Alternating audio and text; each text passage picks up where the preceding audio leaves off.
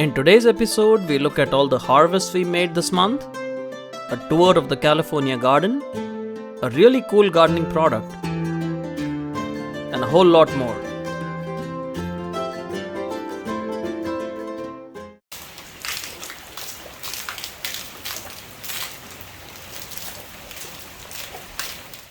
So let's begin with the harvests we made this month, beginning with the banana bud harvest. Once the bananas appear on your banana plant, the bud is at the bottom, and here you can see we have harvested the banana bud. Once you harvest the bud, the bananas will keep growing, and you can still eat the bud or the flowers inside the bud. And you can look up a lot of good recipes online. This is an extremely delicious thing to eat. And as you can see here, we cooked our banana bud with some lentils and spices, and it was very delicious. Moving on to green beans. We had our bean plants growing along the trellis between our raised beds, and you can see here the pole beans have yielded a lot of these beans, and the pole beans do take up a little more space, but they also yield a lot more beans compared to bush beans. And you can see here lots of beans that we harvested, and this was pretty much the end of the season for beans. Although we did plant some more bean plants to help supplement some of our bean requirements for the next season. But you can see here along the trellis the plants have grown quite well and have produced quite a lot of pole beans. Now we also had bush bean plants growing in containers, and you can see here about 4 to 5 plants in one whiskey barrel container. And it did provide us with a few beans. You can see our harvest here looks quite good. And we were back in a few days to harvest more pole beans from the plant growing on the trellis between the raised beds. And the pole bean plant is very productive. You can see compared to the bush beans, it does produce a lot of beans. And we did get a few warm days in October, so the bean plants did grow a little better than expected. But all in all, it was a great harvest. You can look at our beans here, they look quite good. Moving on to bitter gourd or bitter melon. Most of our bitter melons were growing on a trellis between our raised beds, and you can see here we got a lot of bitter melons or bitter gourds from just a single plant. Yes, this is just a single plant. It has sprawled almost the entire length of the trellis, and a lot of bitter gourds, as you can see here, were produced this month. And this is pretty much the end of the season for all gourds, including the bitter gourd. And we also had bitter gourds growing in a container. You can see here the container trellis is also fully occupied. There are a lot of bitter gourds that we harvested from this container grown plant as well. So yes, you can grow bitter gourd both in raised beds and containers and get a really good harvest like you see here. And on the raised beds, we were back at harvesting a few more bitter gourds. You can see here beautiful looking bitter gourds or bitter melon. Moving on to bottle gourd. Now the bottle gourd is also at the end of the season, but we did have one huge bottle gourd to harvest, as you can see here. Now this is a really big bottle gourd, and since this is the last bottle gourd, I will keep this one for seeds, for saving seeds from this bottle gourd, so that I can use this for planting in subsequent years. But you can see here the bottle gourd is quite big in size. Sweet corn. Now we had a few sweet corn plants growing. This was planted really late in the season, around August. And you can see the corn kernels here, they look amazing. This is a sign that the corn plant has grown well. It is well pollinated. And homegrown sweet corn is absolutely delicious. And we only had about 6 plants here. Each plant produced about 2 or 3 cobs. But it's getting cooler now, so this is the end of the season for all summer vegetables, including sweet corn.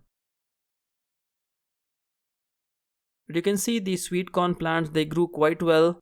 And although this was pretty late in the season, we did get a good harvest. And you can look at the harvest here, beautiful looking sweet corn. Cucumbers. We had our Japanese cucumbers growing in a container, And this is the second year we have grown the Japanese cucumbers. The Japanese cucumbers are absolutely great tasting. They may not look as big as some of the other cucumbers, but they actually taste really good. And you can see here the cucumbers, they are long. They are not as thick as some of the other cucumber varieties, but still something that was a pleasure to grow in our garden this year. Now, I wasn't planning on growing the Japanese cucumber this year, but I found some plants at a local nursery and decided to grow it anyways. And you can look at the cucumbers here, beautiful looking cucumbers. And I wanted to cut open a cucumber and show you how this looks like. Some of you have requested me to do this for everything I harvest, so I've started doing that. And here you go, this is how the Japanese cucumber looks like. Very soft seeds from the inside and very crunchy and delicious to eat. So you can eat these cucumbers raw or you can juice them. There are a lot of uses for this Japanese cucumber. And we were back in just a few days to harvest more cucumbers from this plant. And we got a lot of cucumbers from just 4 plants growing in this container. So this shows that you can also grow cucumbers in containers very easily. So if you're short on space, do give it a shot. You can plant up to 4 plants in one whiskey barrel sized container and get a lot of cucumbers. Eggplants. We had the Indian white or the Thai white eggplants growing in our raised bed, and we got quite a lot of eggplants throughout the month actually. So here are a few eggplants that we harvested. Beautiful looking eggplants, and we were back in just a few days to harvest some more eggplants. This plant was still growing strong even during the cooler months, which was quite surprising. This was the only plant that was giving us eggplants, and they are quite nice looking eggplants. However, this is also the end of the season for this eggplant variety. And you can look at the harvest here, beautiful looking eggplants. Guavas. We had our guava tree that's growing in the corner of the home, and it started producing these beautiful looking fruits. And I like to harvest these when they are a little bit less ripe. That way you can get the full flavor of these guavas. And this is a tropical variety which is white in color, and the guavas are actually very crispy, very delicious, and mildly sweet. So all in all, this is an excellent variety of guava to grow, and we are going to cut this open and show you how it looks like from the inside. Now this is unlike the Mexican guava. This is more of a tropical guava variety. It is white, it has soft seeds, and it has a very nice taste. It has a very nice, mildly sweet taste. It does get sweet when it ripens more, but this is the stage I love to eat these guavas. You can look at this plate here. These are mouth-watering guavas that you can easily grow in your home. And we are harvesting some more guavas from this plant, as you can see here. Absolutely gorgeous looking guavas and very nice tasting too. Hyacinth beans. We were growing hyacinth beans in this one plant that was growing along a trellis along the wall, and it had become a huge plant. You can see it produced a lot of hyacinth beans, and we were just tired of harvesting hyacinth beans from this plant this month. And this month was pretty much the month where the hyacinth bean plant was very productive. And you can look at the hyacinth beans here. They're absolutely nice looking, very healthy beans. And the plant had grown so tall that I had to use a ladder to harvest these beans. Now remember that hyacinth beans must be cooked before eating. Do not eat them raw. I have been eating hyacinth beans for many years. But always cook your hyacinth beans before eating. You anyway cannot eat these raw because they don't taste that good. And you can see here these beans are everywhere on the plant. And just 3 plants, and you can look at how many beans we harvested from this plant on one day. and there are still so many flowers on this plant that we will continue to harvest these beans in the subsequent days. And once again, you can see we continue to harvest these beans. These are absolutely gorgeous looking beans. Extremely good for health. And if you want to know how to cook hyacinth beans, you can look up some recipes online. It is an acquired taste, but once you start eating hyacinth beans, you may really enjoy it. So if you haven't grown and eaten this bean variety, then do try out hyacinth beans first, see how you like them, and then grow this plant at home. The hyacinth bean plant is one of our favorites, one of our staple foods. So we keep growing this in our home garden every year. And this is a perennial, so it mostly comes up year after year. In some scenarios, I've had to replant this annually, but for the most part, this is a perennial plant. This will keep growing throughout the winter and into the next season. Lettuce. We were growing the green leaf lettuce in a container, in a whiskey barrel container, 6 plants in one. And these are very nice looking leaves, as you can see, full of water, vitamins and minerals, which makes them great for juicing. You can also eat these raw. And I've started growing more leafy greens in my garden just because we juice them. And you can see here the leaves, they are absolutely beautiful looking. And to juice fruits and vegetables, you do need a lot of greens, you need a lot of juicing vegetables. So all in all, my goal is to grow more greens this year. So we'll see how that goes. Longevity spinach. This is a spinach variety that is a perennial spinach variety. It's extremely healthy. It's extremely nutrient dense. It has a lot of vitamins and minerals. And once again, a great candidate for juicing because it does have thick stems and leaves that can be easily juiced. And it does have a good, pleasing taste. So if you're looking to grow spinach but were concerned that you are only growing this seasonally, the longevity spinach is a great option.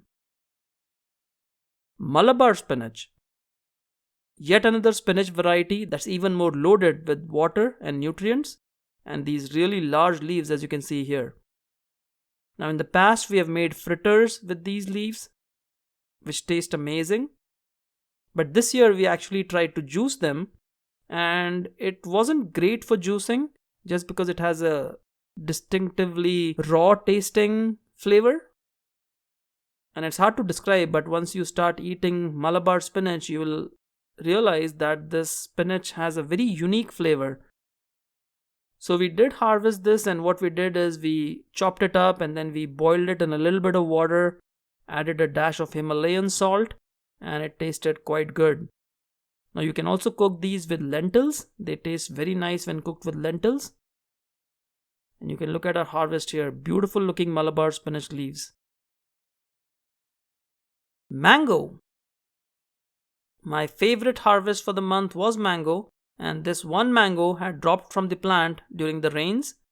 And this is a ripe mango from our Little Gem mango tree that's about 2 feet in height. And you can see here it produced only one mango this year. It produced 6 last year due to a phenomenon called alternate bearing, where it produces every other year. Now this mango is not extremely ripe, so we kept it in a rice bag for a few days, and you can see here now the mango is extremely ripe, very fragrant, and I'm going to cut open this mango and show you how it looks like. And you can see here there's absolutely no fiber in this mango, just a lot of good sweet flesh that's extremely delicious. This was a very sweet mango and I'm really happy to be growing this mango variety. It's a very delicious mango variety and it's very sweet. It doesn't have fiber. It has everything that you love a mango for. It also has a very nice tropical taste. Excellent taste in my opinion. And I'm really happy to be growing this variety. Moringa pods, also called as drumsticks, are a superfood. They are the pods that grow on the moringa plant. The moringa leaves as well as the pods are extremely loaded with nutrients, and it was a little difficult to harvest these pods, but you can see here beautiful looking pods, and the tree has grown quite big. In fact, it has grown so big that I had to use a ladder as well as a long stick to harvest these pods. Now some of the branches are a little low lying, as you can see here, but most of the branches are way on the top. But you can look at the moringa pods here. You can boil these with lentils, use them in a dish called sambar. You can Google this recipe for sambar and it tastes really good. These pods are extremely delicious in that dish. And the tree has grown quite big, and I'm really happy to be finally harvesting these pods from the tree. And every few days we were coming and harvesting a few fresh pods. And once again, I'm going to show you how this looks like. There's nothing much inside because you cook the pods whole, but you just chop it up into these pieces like these, about 4 inches or so, and then these go into your dish, the sambar dish, which is very delicious. So it took about 2 years for the tree to settle down and start producing moringa, and the trees were actually growing in a container in our previous home, and now they are growing in the ground where it should be, because the moringa is a huge tree. It does have deep roots and it does have a lot of branches, and it's growing quite well now. And these are all the pods that we have. As you can see here, nice juicy pods, very fresh and very delicious. Mustard spinach. Now this is one interesting vegetable variety that we were growing this month. This is a spinach, but it has the flavor of mustard. Quite unique.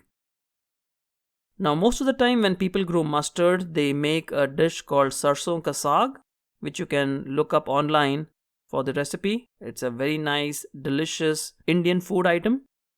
And in the sarson ka saag, you add mustard as well as spinach leaves for the recipe.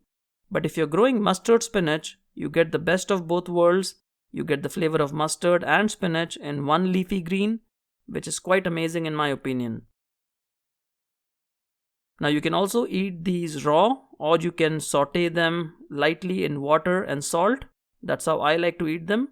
I just chop it up and then slightly saute it in water just to cook it a little bit, and then add salt, and that's it. That's how I eat these greens, and they are quite amazing. They are much better tasting than a lot of the other mustard varieties because it's not very strong. The taste is not extremely strong like just a mustard. This is more of a spinach than a mustard. Okras.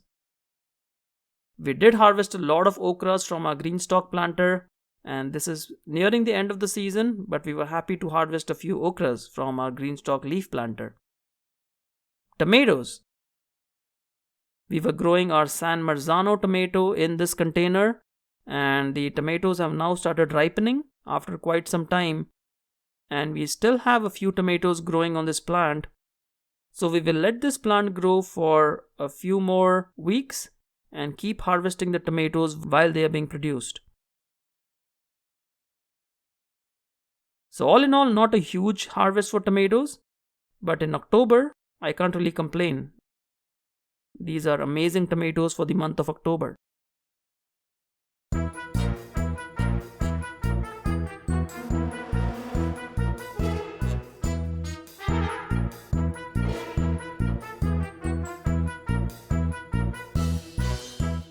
And now let's take a tour of the garden, beginning with the raised beds.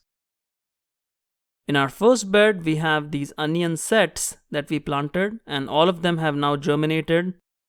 In the last month, you saw that there was nothing on this bed, but now it's a nice lush green bed.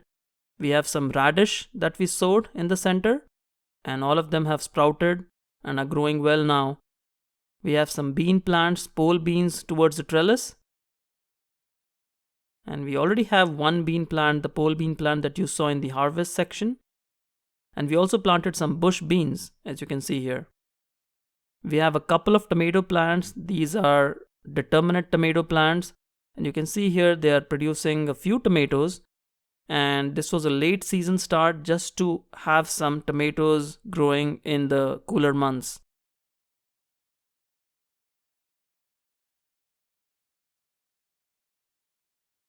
In the next raised bed, we just sowed some radish seeds. There are 2 varieties of radish that we sowed here, and they have germinated. And we also sowed some carrot seeds. You can see 2 tomato plants towards the trellis, and a few okra plants, and 2 tomato plants, all of which are now slowing down. So it may be time to remove the tomatoes and the okra plants, maybe towards the mid-month.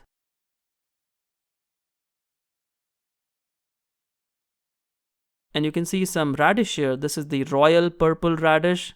Beautiful looking radish, and I'm really hoping for a good harvest from these plants.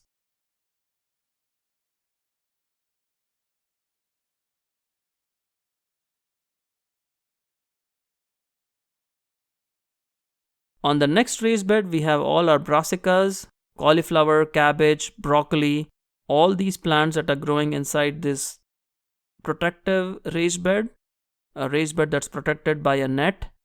And this really helps to keep the insects out. It's been doing a good job so far.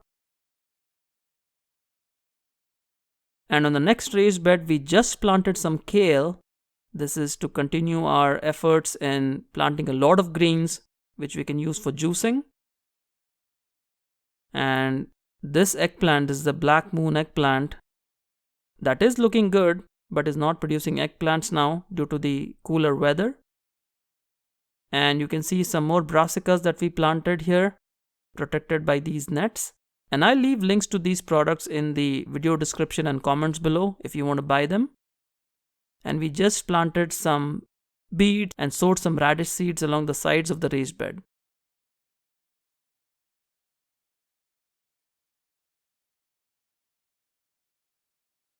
Now on the last raised bed, we again sowed some radish seeds here. And as you can see, it has some insect damage. So do the beets. So not really sure what's going on here, but these plants are not growing that well. So I'll have to look into fixing that. And we just sowed some spinach seeds here in the center. And we have some radish growing here, as you can see, in 2 rows. And the red acre cabbage, which also has a lot of insect damage. And the ivy gourd plants on the back, which are now slowing down. And that completes the tour of our raised beds. Let's now move on to containers. In the first container, we have our cauliflower plants, and although this is protected, it does have some insect damage due to some insects that escaped through it, through the netting. We have our Japanese cucumber plant. As you can see, still more cucumbers to go and harvest from this plant. We have our chili plant. This is the Surajmukhi chili plant that's growing quite well. And we have our Lab bean plant, which is grown like a monster. It is a really huge plant, and I'm hoping to either trim or remove this plant by the end of this month. We have radish growing in this other whiskey barrel container. We have a determinate Roma tomato plant. This is the Bush Roma tomato plant. We have our taro root plants, which are now growing in this container. And you will soon learn about this new base for this container in the gardening products section. We do have our lettuce growing. This is the green leaf lettuce. We have our sunchokes plant in the next container. Now we just planted this Giloy plant. It's a medicinal plant in this container. We'll see how it grows. We have mint in the corner. The guavas are actually so heavy that it has brought the whole plant down on the mint plant, as you can see here. We have one turmeric plant, followed by the mustard spinach plant, which is growing quite well now. Now once in a while, if I see holes on the plant, I'll just come and inspect the leaves. And as you can see here, we have a visitor. and I will just handpick and discard this. So the easiest way to control insects on your plants is to just look at them, look at the underside of the leaves, and discard any unwanted visitors on your plants. We have our San Marzano tomato, which is producing tomatoes. As you can see, I left one nice red tomato on this plant. It's growing quite well now in this season too.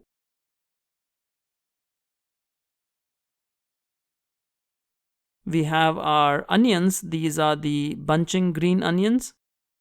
We have 3 sets planted in this container. And we sowed more radish seeds here in this container. They should be off to a start soon. We have our black moon eggplant that we still kept in this container. It's not producing any eggplants as of now, but it has so many flowers that I didn't really like to remove this plant, so we kept it. We have a new set of hyacinth beans that we just planted here from seeds. And this is our bitter gourd or bitter melon plant, which looks like it's towards the end of the season.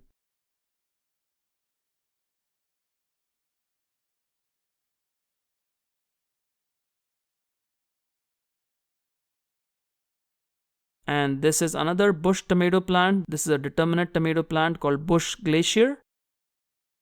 And we have some more brassicas growing here in this container. We have 3 plants here, and they're growing quite well. We have our Bear's lime tree in this container, and it has produced quite a lot of limes, as you can see. They do get big. These are very nice, juicy, seedless limes. And we have our curry leaf plant that is now loaded with seeds. It's producing a lot of seeds that we can use to grow more plants. We have our pineapple guava tree that's growing in this container, growing quite well. And the Java plum tree in this container. On the other side, we have our longevity spinach, which has now started growing much better. And we have our pigeon pea plant that's also taken off quite well. We have our ivy gourd plant that has slowed down now. You can see the leaves have started turning brown and yellow. And moving on to our green stalk leaf planter, you can see that we have some of the okras that were there from the previous season. We just planted some cilantro. We also sowed some cilantro seeds here. So these were the changes for our green stalk leaf planter. And in our classic green stalk planter, we are growing 1 onion set per pocket of this container. And we tried out growing onions in the previous season, and it was quite a success. And now we are growing 1 per pocket. And these are large onions. These are planted from sets. Now we have another set of containers that I usually don't show, but they're just there along the beginning of the raised beds. You can see we have turmeric, we have strawberries, we have mint in the next one. And this is a fruit tree, and I'm not really sure what are the names it's called by, but I'll look up the scientific name. This is a black moon eggplant growing in this container. A couple of okra plants. And we just planted some onions here in this container. And just planted some kohlrabi as well here, just sowed some seeds. So these are a set of containers that are in front of the raised beds. So I thought it would be a good idea to give you a tour.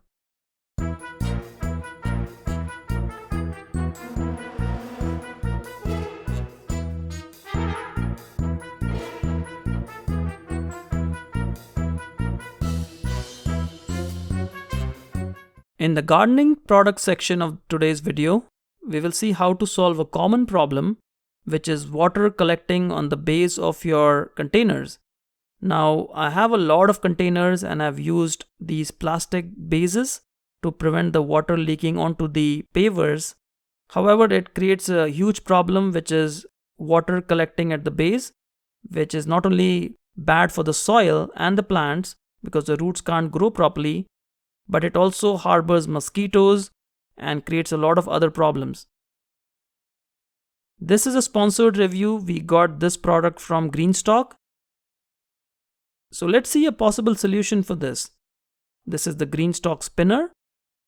And this is a very, very useful product if you're growing your plants in containers. And I'll explain you how this works and why I think this is a good product. Now, although this is a sponsored review, these are my honest opinions. I myself was struggling with this problem of having good quality sources from my containers. And this product comes with the spinner as well as the wheels. And we also have this tube, which I'll explain shortly on how to use it. So we have everything here. We have the instruction manual,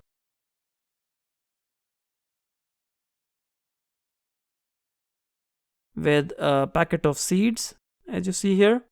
And this is an American company. They really value their employees. You can see here they also have encouragement for the person who packed this product. A really good company to associate with if you're planning to buy products. I always recommend buying products from American companies, products that are manufactured here in the US. And now let's look at the spinner. This is a very high quality product. The spinner or the base feels really solid, and the idea is to not only give your plants or your containers some support at the bottom, but also let you turn them around.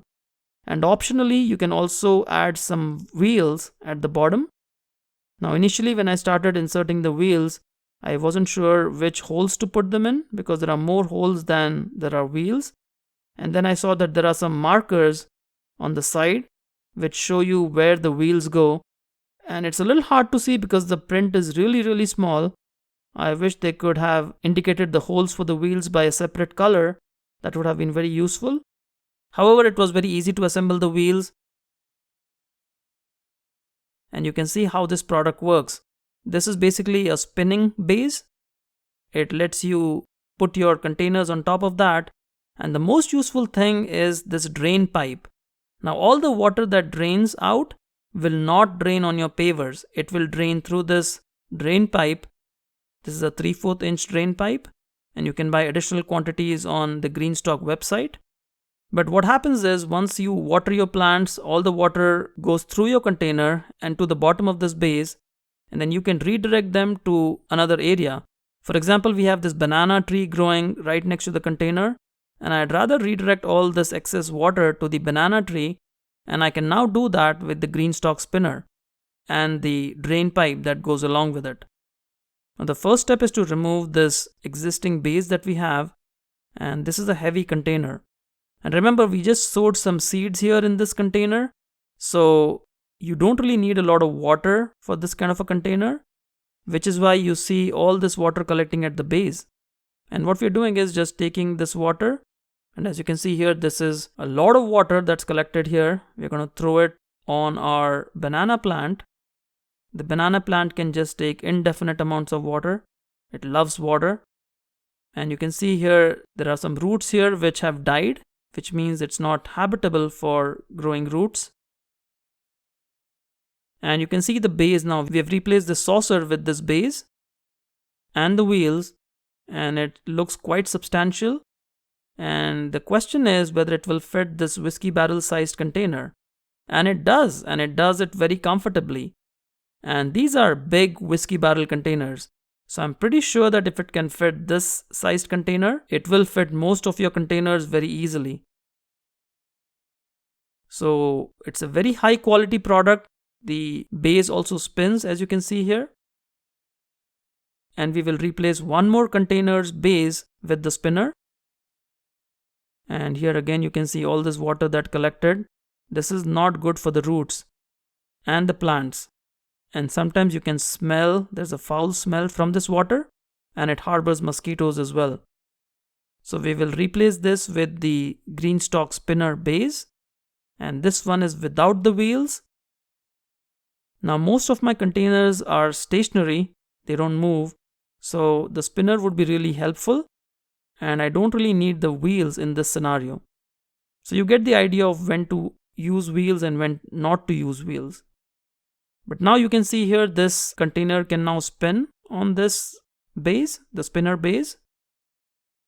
But the best part is the drain pipe.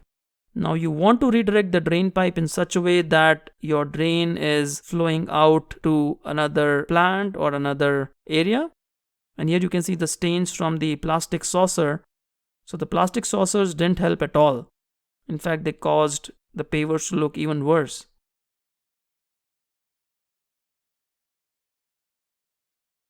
So once you install the spinner base, the next step is to make sure that your water is redirecting properly from the base of the container onto the plant. And here you can see that even though you can spin the top, the bottom part or the drain pipe doesn't move. Now this is a very important design consideration because you don't want the drain pipe to be moving around when you're spinning the container on the spinner. So it's a very clever design and a product that I would highly recommend. In fact, I might use a lot more of this product for my own containers. So if you're planning to buy this product, head over to greenstalkgarden.com and remember to use coupon code CAG to get $10 off your order. And if you have a lot of containers, you will love this product. So there we have it, folks. That was our episode on the California garden for the month of October. If you like this video, please hit that like button. And 80% of you who are watching are actually not subscribed to the channel. So it would really help if you could hit that subscribe button. And if you have any questions or comments, put them in the comments box below. We'll see you again soon. Happy gardening.